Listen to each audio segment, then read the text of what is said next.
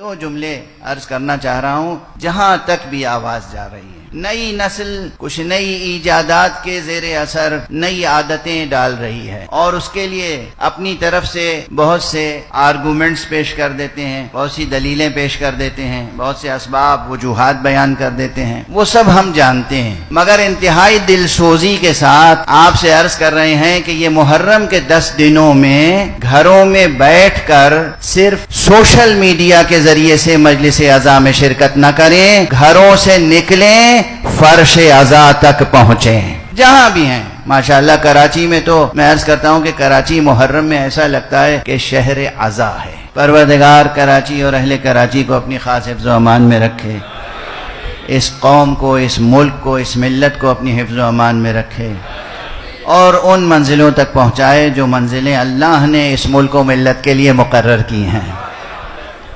لیکن دور امریکہ سے لے کر آسٹریلیا تک جہاں جہاں لوگ سماعت فرما رہے ہیں, سب سے میری دستبستہ گزارش ہے, آپ سن سکتے ہیں گھر پہ بیٹھ کر مجلس عزا, آپ گریہ بھی کر سکتے ہیں, سب کچھ ممکن ہے, کرتے ہیں بہت سے حضرات. لیکن میری گزارش ہے, اور یہ احادیث کی روشنی میں عرض کر رہا ہوں, معصومین کے ارشادات کی روشنی میں عرض کر رہا ہوں, ان 10 دنوں کے لیے پہلے سے اوقات کی تنظیم کریں. اپنی ترتیب جو سال بھر آپ کی روٹین ہے اس میں کچھ فرق پیدا کریں اور گھروں سے نکلیں, فرش عزا تک پہنچیں.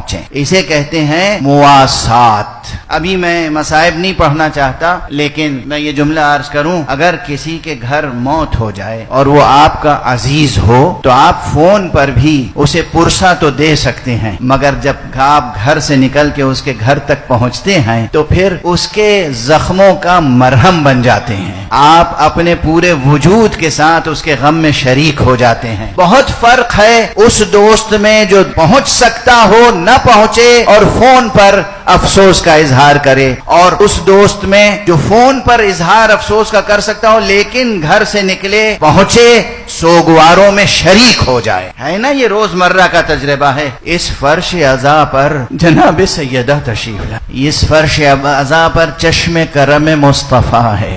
آقا رسول اللہ سوگواروں میں بیٹھے ہوئے ہیں, امیر المؤمنین سوگواروں میں بیٹھے ہوئے ہیں, بی بی فاطمہ زہرا سوگواروں میں بیٹھی ہوئی. آپ گھروں سے نکلیں اور تنہا نہ نکلیں, گھر کی خواتین کو آمادہ کریں, بچوں کو آمادہ کریں. آج کل کی تہذیب میں بچے نہ جانے کن مشغلوں میں, کھیل میں مشغول رہتے ہیں. بچوں کا کام ہے کھیلنا, بچوں کے بچپن کے تقاضے میں کھیلنا ہے, لیکن آپ کے بچوں میں یہ شعور پیدا کرنا چاہیے آپ کو کہ بیٹے یہ دن وہ ہیں جو کھیلنے کے نہیں ہیں. وقت صرف کریں, اس کام میں بھی وقت صرف کریں کہ اپنے بچوں کو سمجھائیں, چھوٹے بچوں کو بھی سمجھائیں. مجھے بہت پسند ہے وہ جملہ, کسی عزادار کا جملہ تھا, میرا جملہ نہیں ہے, کسی علامہ اور کسی ادیب و خطیب کا جملہ نہیں ہے, مگر عجب تاثیر ہے اس جملے میں. خود مجھ سے کہا تھا, مولانا ہمارے بچے تو ماں باپ کا نام بعد میں یاد کرتے ہیں, پہلے حسین کا نام یاد کرتے ہیں. اس تہذیب کو باقی رکھیے گا,